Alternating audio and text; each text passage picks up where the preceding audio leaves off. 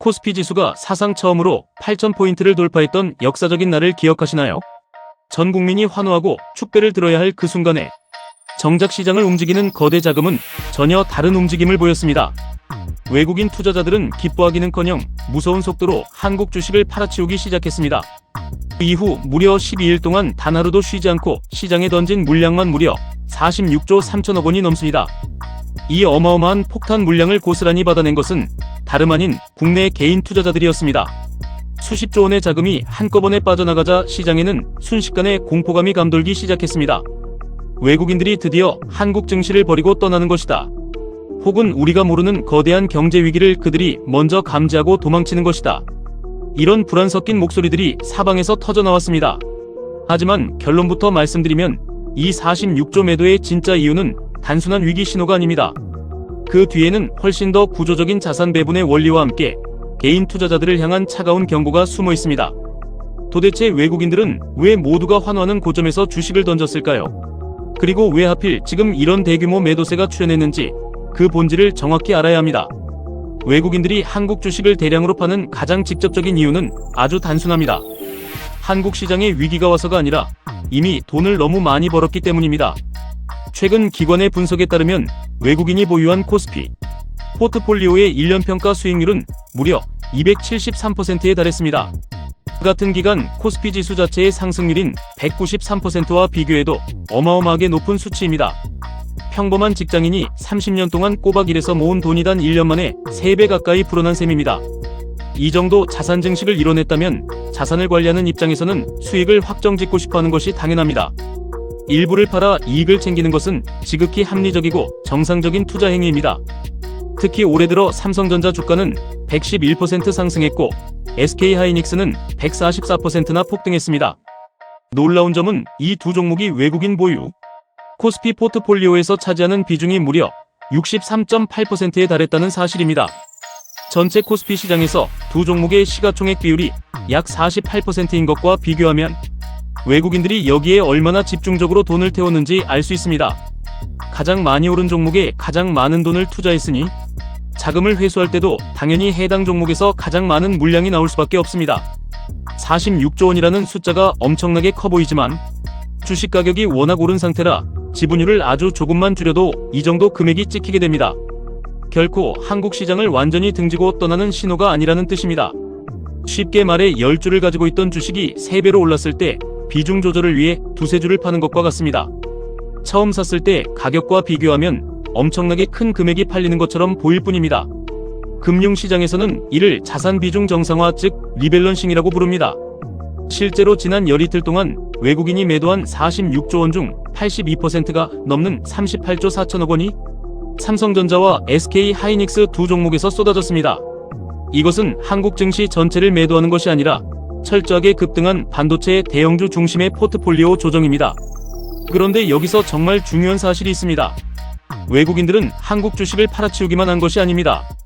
같은 기간 외국인들은 두산 로보틱스나 삼성 SDI, 에코프로 같은 종목들은 오히려 순매수했습니다. 반도체 대형주를 팔아 확보한 현금을 로봇이나 에너지 저장 장치, 2차전지 같은 새로운 성장 분야로 옮겨 심고 있는 것입니다. 일방적인 탈출이 아니라 영리한 자금 이동이 일어나고 있다는 증거입니다. 그렇다면 왜 하필 코스피 8,000포인트라는 시점에서 이런 매도 폭탄이 터졌을까요? 이것은 타이밍의 문제가 아니라 주가가 올라간 속도의 문제입니다.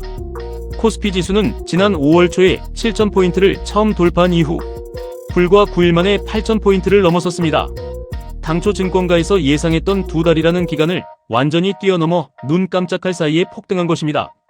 올해 초부터 이미 2배 이상 상승한 종목들이 단 9일 만에 지수를 1,000포인트 넘게 끌어올렸습니다. 타짜처럼 산전수전 다 겪은 글로벌 자산관리자라면 당연히 포트폴리오를 점검하고 브레이크를 밟을 수밖에 없습니다. 너무 빠르게 오른 자산은 그만큼 빠르게 폭락할 수 있다는 것을 과거의 경험으로 너무나 잘 알고 있기 때문입니다. 오히려 이 상황에서 주식을 팔지 않고 가만히 있는 것이 자산 운용사 입장에서는 직무유기에 가깝습니다. 외국인이 한국 증시를 버리는 것이 아니라 너무 많이 번 이익을 안전하게 챙겨두는 과정이라고 보는 이유입니다. 하지만 외국인들이 단순히 이익이 많이 나서만 판 것은 아닙니다. 마음속으로 차익 실현 타이밍을 노리고 있던 와중에 그들의 손가락을 움직이게 만든 결정적인 방아쇠가 있었습니다. 이 두 번째 이유야말로 우리 개인 투자자들이 눈을 크게 뜨고 주목해야 하는 진짜 핵심입니다. 최근 발표된 미국의 소비자 물가지수 즉 CPI가 시장의 예상치를 보기 좋게 상회했습니다. 전년 동월 대비 3.8% 상승하며 시장이 생각했던 수치를 웃돌았습니다. 이는 에너지와 식품을 제외한 근원 물가까지 함께 들썩이고 있다는 충격적인 신호였습니다. 단순히 기름값이 좀 오른 수준이 아니라 서비스와 식품을 포함한 물가 전반에 불이 붙었다는 뜻입니다. 이 지표가 발표되는 순간 글로벌 금융시장은 순식간에 얼어붙었습니다. 왜냐하면 시장은 이미 지난 2022년에 겪었던 잔혹한 악몽을 생생하게 기억하고 있기 때문입니다. 당시에도 연준은 물가 상승이 일시적이라고 달랬지만 결국 감당이 안 되자 금리를 미친 듯이 올리기 시작했습니다. 그 결과 전 세계 증시가 처참하게 무너져 내렸습니다. 한번 학습된 공포는 자산시장에서 가장 무서운 무기로 작용합니다. 이미 주요 투자은행들은 올해 연준의 금리 인하는 없을 것이라고 명확하게 선을 긋기 시작했습니다. 중동의 지정학적 불안으로 인한 유가 상승과 전 세계적인 공급망 충격이 물가를 계속해서 밀어 올리고 있습니다. 심지어 비관적인 시나리오로는 물가 상승률이 다시 5%를 넘어서고 금리를 인하하는 게 아니라 오히려 더 인상해야 할지도 모른다는 경고까지 나옵니다. 이러한 미국의 물가 상승과 금리 인상 가능성은 한국 증시의 대장주들에게 치명적인 직격탄이 됩니다. 삼성전자와 SK하이닉스는 인공지능 반도체 수혜주로서 미래의 폭발적인 이익을 담보로 주가를 높여왔습니다. 미래에 이만큼 벌 테니 지금 주가가 비싸도 사야 한다는 이른바 성장주 논리입니다. 하지만 금리가 올라가면 이 성장주들의 마법이 깨지기 시작합니다. 은행 이자가 높아지는데 굳이 위험을 감수해가며 먼 미래의 불확실한 대박을 기다릴 이유가 줄어들기 때문입니다. 금리가 올라가면 미래 이익의 현재 가치는 쪼그라들 수밖에 없습니다. 이것이 바로 금융시장에서 말하는 멀티플 압축 현상입니다. 과거에는 기업이 1원을 벌면 주가를 20원까지 쳐주던 시장이 금리가 오르면 15원밖에 인정해주지 않는 현상이 발생합니다. 아무리 회사가 장사를 잘해서 실적이 좋아져도 금리 환경이 나빠지면 주가가 제자리 걸음을 하거나 오히려 떨어지는 이유가 여기에 있습니다. 지난 2022년 미국의 빅테크 기업들이 실적을 잘 내고도 주가가 30% 넘게 폭락했던 이유를 다시 한번 복기해야 합니다. 여기에 설상가상으로 지정학적 리스크까지 터져나오며 불에 기름을 부었습니다. 중동 지역의 전쟁 가능성이 커지면서 국제 유가는 연일 상승 압박을 받고 있습니다. 유가가 오르면 물가가 오르고 물가가 오르면 금리가 올라가는 공포의 악순환 고리가 작동하는 것입니다. 글로벌 자금들이 왜 반도체 주식을 내려놓고 안전자산으로 발을 빼려 하는지 이제 이해가 되실 겁니다. 대부분의 대중은 바로 이 지점에서 착시 현상에 빠져 무너집니다. 시장의 환경이 이렇게 급변하고 있는데 우리 개인 투자자들은 어떤 선택을 했을까요? 코스피가 8,000포인트를 찍고 급락하던 그날 개인들은 하루 만에 무려 7조 원이 넘는 주식을 순매수했습니다. 외국인과 기관이 던진 엄청난 양의 매물 폭탄을 대한민국 개미들이 온몸으로 막아낸 격입니다. 직장인 수십만 명이 평생을 일해도 모으기 힘든 천문학적인 돈이 단 하루 만에 증시로 쏟아져 들어왔습니다. 특히 외국인들이 집중적으로 던진 삼성전자와 SK하이닉스를 개인들이 수십조 원어치 사들였습니다. 하지만 이 구도를 가만히 뜯어보면 너무나 가슴 아픈 비대칭적 구조가 보입니다.